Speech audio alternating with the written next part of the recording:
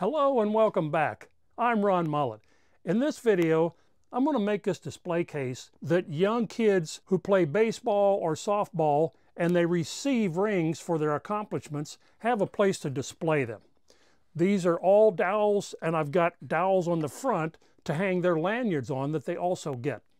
This one is made of cherry. The dowels are cherry, but you can make this out of anything. You can go to the big box store, get a 2x4, cut it up into these size, butt joints, a nail gun and some glue and paint, and you've got a display of your own, any way you want to make it. This one I've made out of cherry. I really enjoy joinery, and so I put walnut splines in all of the miters around the edge, and I've also maybe went a little over the top and attached the shelves to the side with sliding dovetails. The back is a piece of plywood, has vinyl on that you can get online or at any local craft store. Now I'm going to admit right up front, there was some mistakes made in this, and I'll show you how I took care of them. And also, the lumber that I used wasn't that great a lumber. I'll show you how I took care of that, but it turned out perfect. So let's get out in the shop and start with that big long cherry board. I'm going to start with this 10-foot cherry board. First thing I need to do is plane it down to 3/4 of an inch.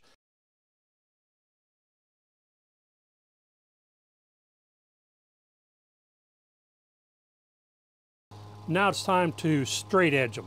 I don't have a jointer, so I just do it on my table saw.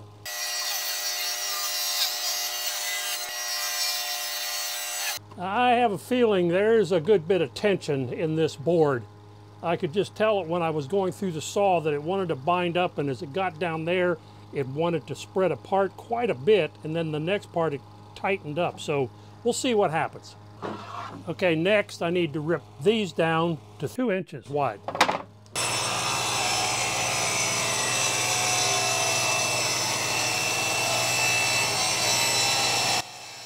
It's rare that during a cut, the tension in the board will make it do this.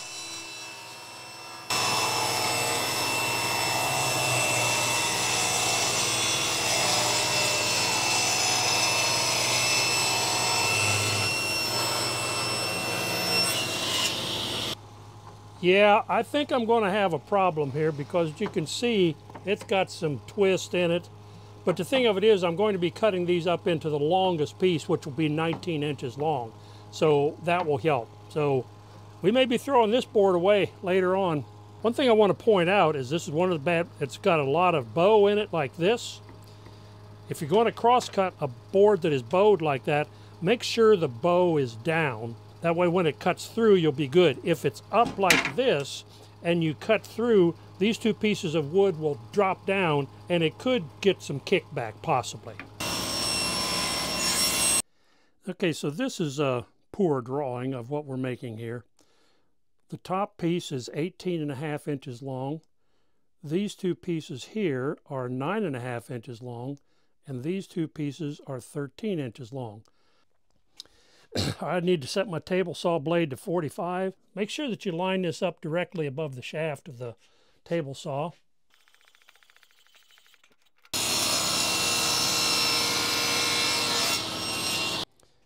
And then you can check with another Wixie product. It's a digital protractor. Well, that's 45 right on the money, so I'm happy with that setup.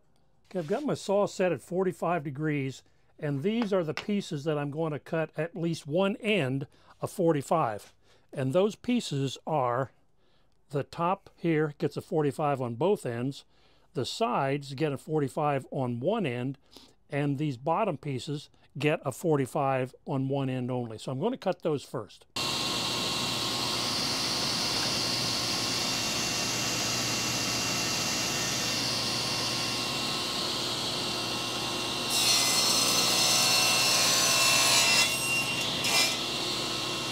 Okay, I've reset my blade to 22.5 degrees using the same tools, and I've got my pieces marked where I'll line it up with my cut on the fence.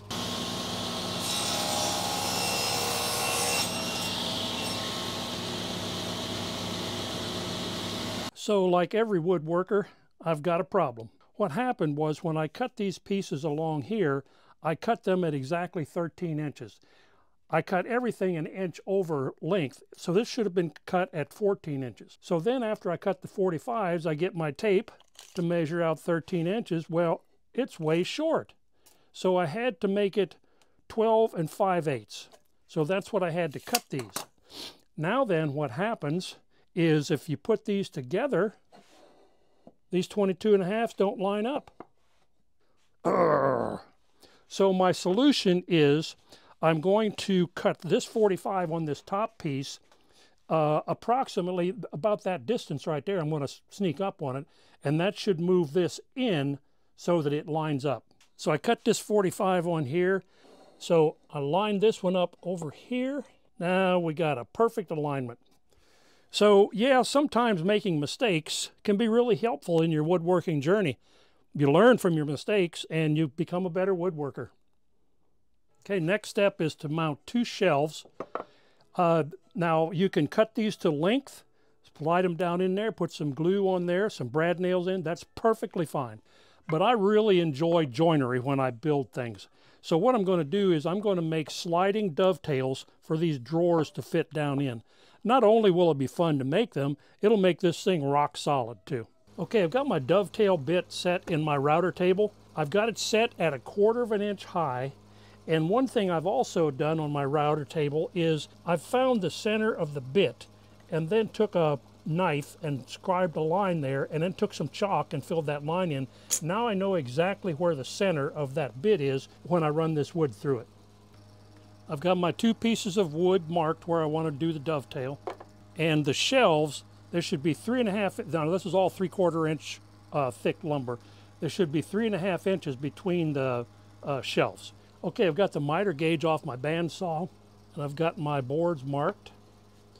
I'm going to put a piece of just a little scrap behind it so the bit doesn't blow out the back. I'll let that. Now this router bit, when it's spinning, will try to push this wood sideways. So to keep that from happening, I'm going to add a clamp down on there and just clamp this right to my miter gauge.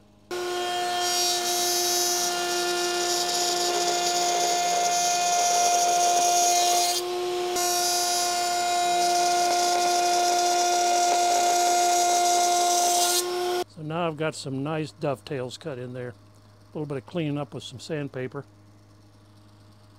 The next step is to cut the dovetail and get it to fit down in here. I've left the bit at exactly the same height. I've mounted my fence, and what I'm going to do is push it through there like that, and I'm using a backup to keep it from blowing out, and it just makes it much safer.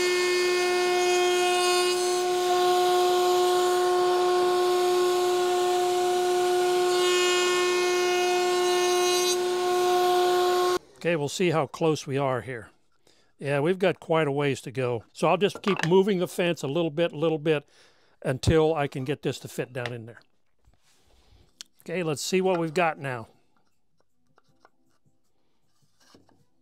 Yeah, there's a nice, good, solid fit. So I'm happy with that. Now what I'll do is just take the shelves and I can run one pass and one pass, I'm ready to go. The next thing I need to do is cut these shelves to length before I cut the dovetail on the end. So I'll just set that right down there, and then I'm just going to make a mark right there. I've snuck up on the length, set it in that end, and it just fits down in there like that. That's the kind of fit you need.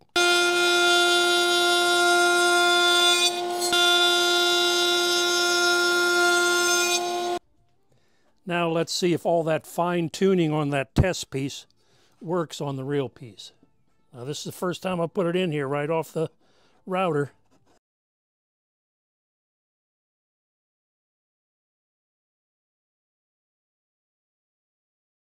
Oh, that makes me so happy. All right, we'll try the second one. Yep.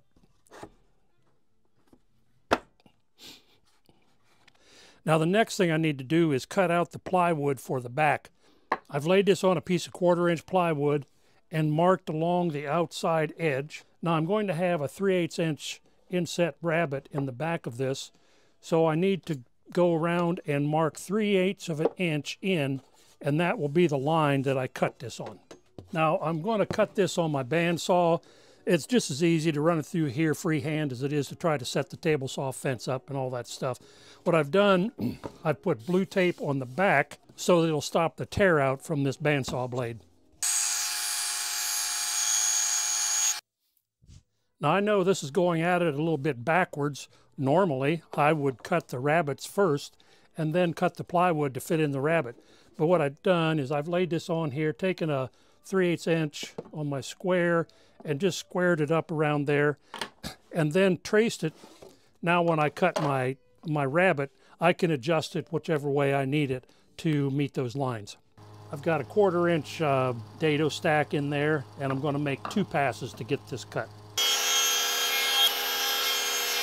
Now then I'll just move it over to get rid of that little bit right there.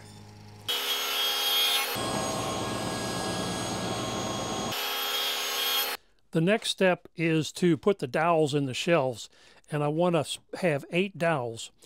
To find that placement, I take the total dimension of the shelf, which is 16 3/4, and then I divide that by 9. Not the number of dowels, but by 9 spaces. And I end up with 1 7/8 inches. So I've marked 1 7/8 inches. One thing that I need to point out is that this long dimension, you need to take that to the 1/16 of an inch and divide that by 9. Even a 1/16 of an inch can throw this spacing off by 1/4 of an inch, and it's just going to look wrong. I'm going to drill the holes on the drill press. I've got 1/2 inch cherry dowels I'm going to use, so I'm going to drill a 1/2 inch hole. I'm going to drill it 1/4 of an inch deep, but I need to find the center of this board. This is one of the slickest tools I've come across in quite a while. It's a micro jig, and how it works is this will go up and down. So you take the piece of wood that you want to find the center of, you drop that down right there, tighten both of these nuts down, turn it around, and make a mark right there. Now that's the center of the wood. I've set my fence up to that right there. Now just run down through there and get all the holes drilled.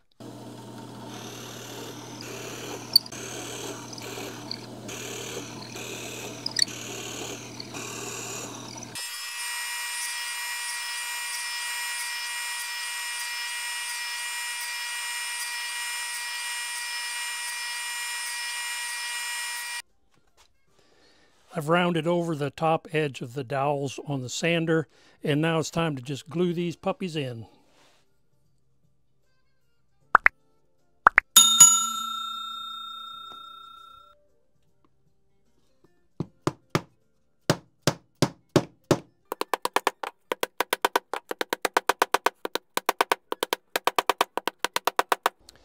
Now it's time for some glue up. I'm going to glue up the 45s at the bottom and these top corners first.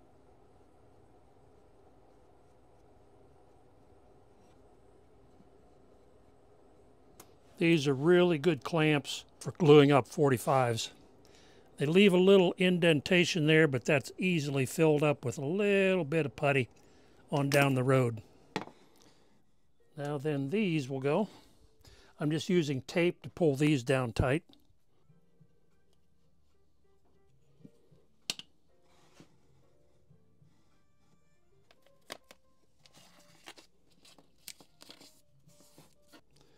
Just doesn't take much glue here.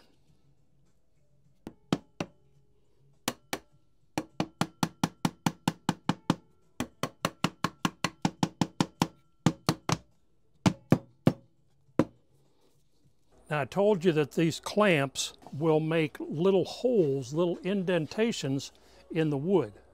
There you can see them right there.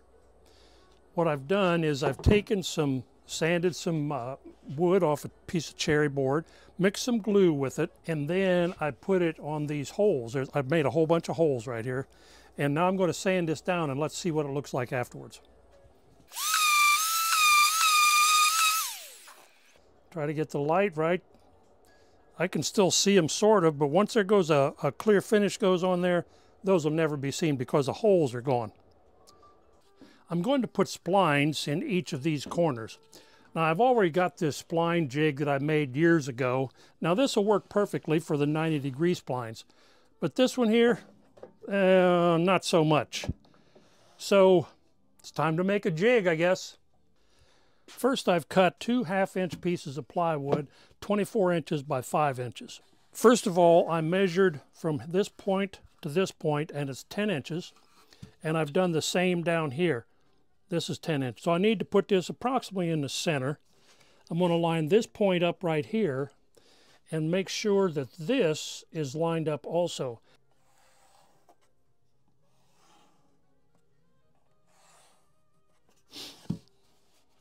And that's what I end up with.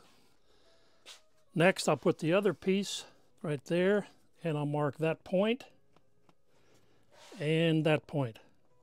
Now what I'll do is take and put that one right there.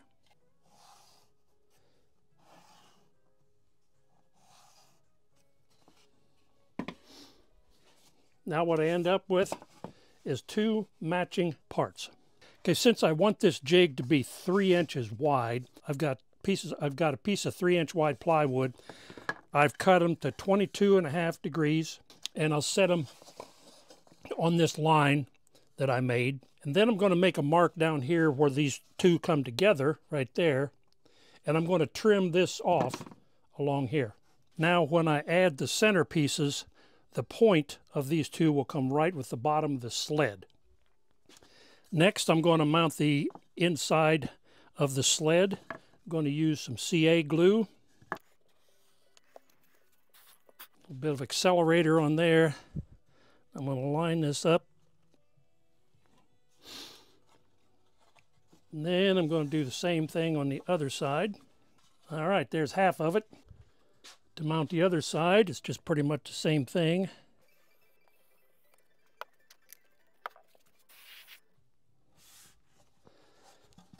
It's assembled. I'll shoot some brads in the outside. The last thing to do is I'll take my square and put it down in and find the point of that V shape down there. And then I'll take it on this side, put it on the outside, and make a line. Now then, I know where the bottom of that V is. I can adjust my saw blade up from there to get my depth of cut. I'm going to go right about there. And I'll just take my ruler, and that looks pretty good right there. To set up the jig, we're going to measure the depth of cut, which is right at 3/8 of an inch. This is where the point will set, right there. So I'll go up 3/8 of an inch. Let me do it this way. Go up 3/8 of an inch, 1, 2, 3. And put a mark right there. Now that's where I'll set my saw blade.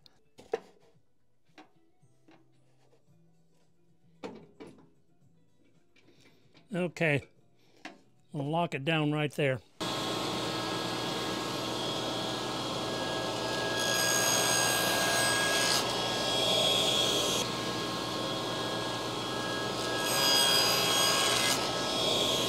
Well, I'm pleased with that. That looks pretty clean. Okay, now to cut the 90-degree corners, I'm using my original sled. Everything's set up the same way.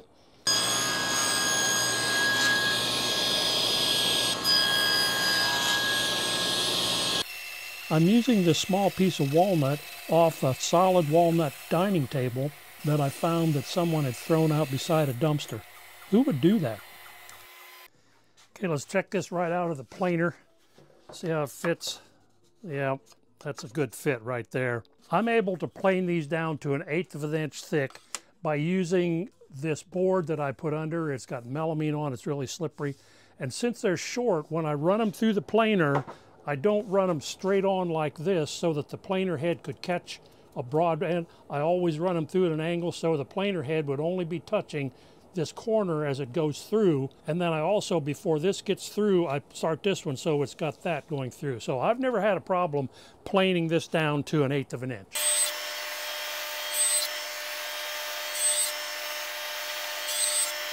I use, again, an old credit card that I've cut down to a point. Put glue on there, and then I can go down in there and coat each side of the spline joint. And then I'll take each spline, put it down in there, and then as I put it down in, just rub it back and forth until it gets down there to the bottom.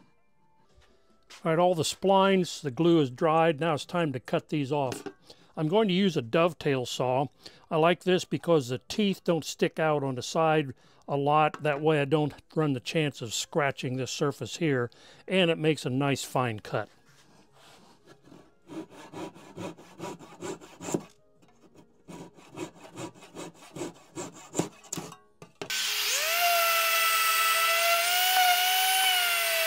Yeah, that looks good, and it also really stiffens up this joints.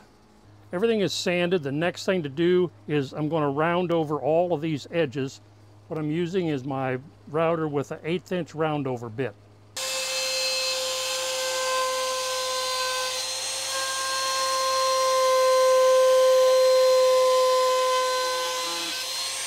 Now I'll have to go back and hand sand inside all these corners and everything, but that gives it a nice rounded, nice feel. So I've done all my sanding down to 150 grit. Got the pins in the front. Now it's time to add the finish. I'm going to use this Minwax urethane spray. This works really well. It dries fast. It covers well. I'm pleased with this. And it's a warm satin is the gloss that I'm going to use.